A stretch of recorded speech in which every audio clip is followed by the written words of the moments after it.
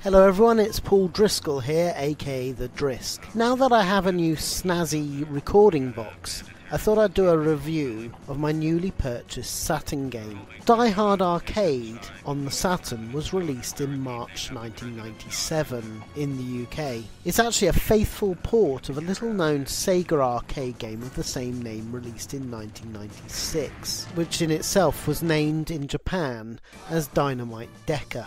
As emulation of the arcade game on MAME is really quite glitchy of this game, this is really the best way to experience the game outside of somehow tracking down the actual arcade machine itself. This is one of the main reasons I love the Sega Saturn, because it's home to so many Sega arcade games that cannot be found on any other system, and often don't emulate particularly well even on MAME. So onto the game itself. Well, it's a great scrolling 3D beat-em-up where you play either a male or female cop who must infiltrate a tower block where terrorists have held the president's daughter hostage. What is particularly cool about the game is the humour and the mad array of weaponry and scenery that can be used as you pummel your way through to victory and taking out all the bad guys and girls with a massive array of moves and animations, making full use of this being a 3D game. Also, the game has sections in it which make cool use of quick-time events that are interspersed throughout the game. So basically you press the right button and it allows you to skip a whole room or section in true 80s action hero style. The game was developed in-house at Sega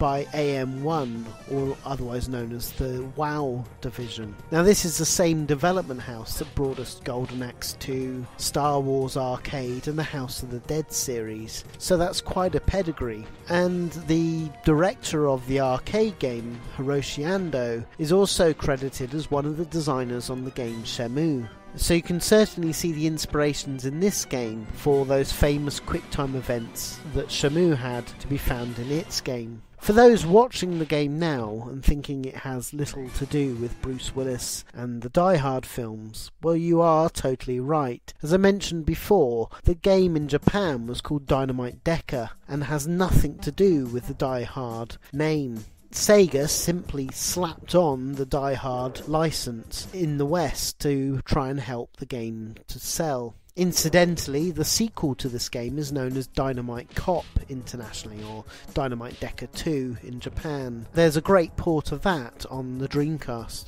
I should also note that the same team did a revamped version of this game called Dynamite Decker in 2006 on the PlayStation 2 as part of the budget Sega Ages 2500 series. But sadly this was only released in Japan, and it really is a shame, as from what I can see from videos of it, it really does improve on the graphics of the original. So for me, I personally really enjoy this game. It's a bit like the other Sega developed WoW games, such as the House of Dead games. By that I mean it's very short, not particularly deep gameplay or anything, but yet I'll guarantee you'll have so much fun with this game as a 1 or 2 player game, and you'll love every minute and replay the game repeatedly even after completing, because it's all so much fun from start to finish. So if you like your Streets of Rage games and want to see how a 3D version should have been done, then take a look at the game today. It is really a shame though that there aren't options within the game, such as setting the difficulty level and making the game tougher. Anyway, that's what I thought about it, but what did other reviewers think about it back in the day? Well, GamePro in the US gave it 90% and said, although the game is short, fans of titles like Streets of Rage will love Die Hard Arcade's familiar beat-em-up style. Rent it first and see if it will keep your attention for more than just a weekend. You're sure to find the action hard to beat. The official Sega Saturn magazine gave it 80% in the UK, saying it's a fun fighting game that's especially suited to novice players. but it is too short-lived for more experienced beat-em-up fans. GameSpot gave the game 71%, saying, "It's ironic that Die Hard, the movie's most ripe for console adaptation, has taken so long to hit home video game systems. Perhaps attempting to make up for lost time, Sega is bringing Die Hard Arcade to the Saturn right on the heels of the popular Die Hard trilogy game. The result is a great action-adventure title, with a hero that no way resembles Bruce Willis." Edge magazine gave the game 6 out of 10, saying, "Though Die Hard Arcade is a perfect Saturn conversion of the STV coin-up, to call it anything but a very competent arcade game would be inaccurate. With the exception of a few options to bypass certain sections, it's strictly a linear affair, making for a very predictable experience." So there you go.